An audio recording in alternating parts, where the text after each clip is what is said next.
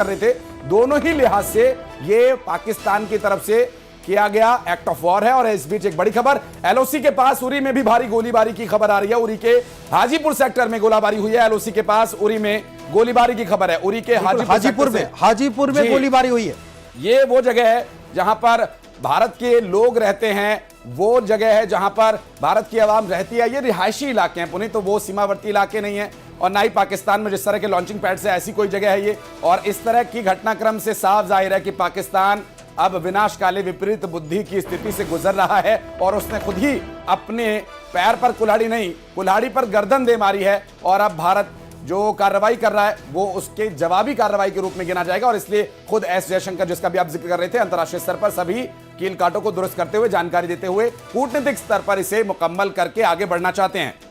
बिल्कुल कॉन्क्रीट तरीके से आगे बढ़ना चाहते हैं और इसीलिए उन्होंने कहा है कि हम बिल्कुल शांति से काम कर रहे हैं।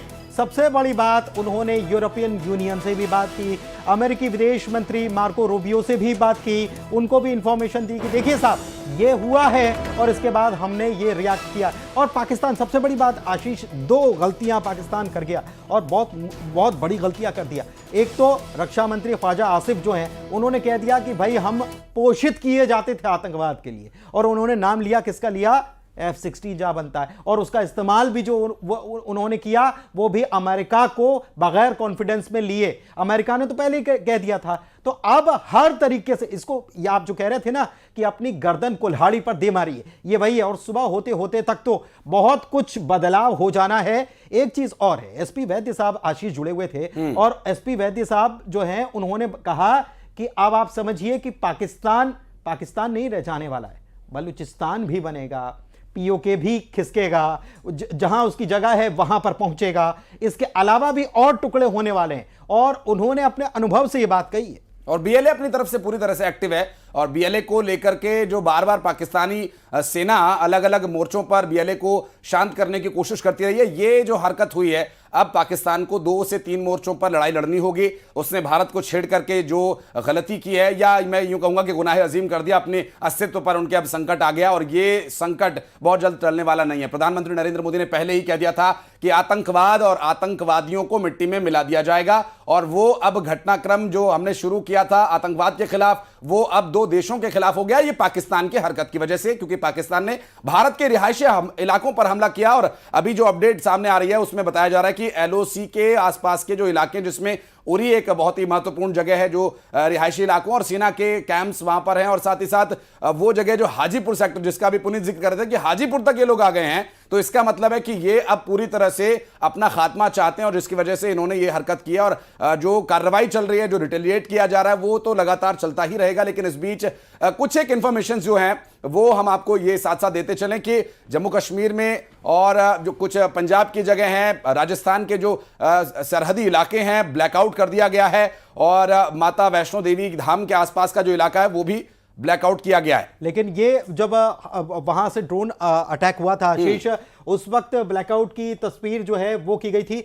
एक अपडेट और कुछ देर पहले आया और देखिए ये बताता है कि भारतीय सेना ने किस तरीके से काम किया है और किस तरीके से जो हमले हो रहे हैं न केवल उनको रोका है बल्कि जवाब भी दिया है। और सबसे बड़ी बात यह है कि जम्मू के वो क्षेत्र जहां पर ब्लैकआउट किया गया था, अब वहां पर बत्तियां जला दी गई। आप समझ रहे हैं, इसका मतलब यह है कि स्थिति को कंट्रोल में, ये एक मैसेज भी है कि situation is totally under our control. और ये हमारी पुनीत, आपने बहुत ही महत्वपूर्ण एक बिंदु उठाया, ये हमारी जरूरत है क्योंकि भारत बहुत भारी जनसंख्या वाला देश है और अगर ये स्थिति ज्यादा समय तक बनी रहती है तो लोगों को पैनिक होता है। और कुछ ऐसे क्षेत्र हैं जहां पर लोग इस बारे में जरूर विचार कर रहे होंगे। लेकिन अब ये एक बहुत ही महत्वपूर्ण बात आपने जो बताई कि जो ब्लैकआउट था वो अब वापस सामान्य कर दिया गया है कुछ इलाकों में, और सुबह तक मुझे लगता है आधी रात तक भी ये जगह जो है सामान्य परिस्थितियों की ओर आगे बढ़ चलेंगे। एहतियाती तौर पर ब्लैकआउट, ये जो मॉक ड्रिल्स का पुनीत हम जिक्र कर रहे थे, संभवतः उसी तरह की कोई ड्रिल ये कही जा सकती है, क्योंकि इतने समय के लिए तो ड्रिल में ही ब्लैकआउट किया जाता है। और अब जब हम एक्ट ऑफ वॉर में होते हैं तो उस वक्त ब्लैकआउट कितने समय के लिए होगा, अनिश्चित काल के लिए होगा, ये स्पष्ट नहीं होता। लेकिन भारत ने फिर से लाइट जला दी है। लेकिन आपको बताऊं कि पूरे पाकिस्तान में ब्लैकआउट है। ये हालत है कि पूरे पाकिस्तान में ब्लैकआउट कर दिया गया है। बिजली नहीं आ रही होगी उनके यहाँ बिजली नहीं आ रही होगी या ब्लैकआउट कर दिया गया। लेकिन ये बात तय है कि कल का जो आज का जो सूरज था, जी। अब तो कल होने वाला कुछ ही घंटों में, बिल्कुल। लेकिन कल का जो आने वाला कल है उसका सूरज जब पाकिस्तान जो देखेगा ना, तो वो इतना ऐसा बिल्कुल अलग होगा कि रोशनी में हर कुछ नजर आएगा, सब कुछ नजर आएगा। सियालकोट की तबाही नजर आएगी और भी कई जगहों की तबाही नजर आने वाली है।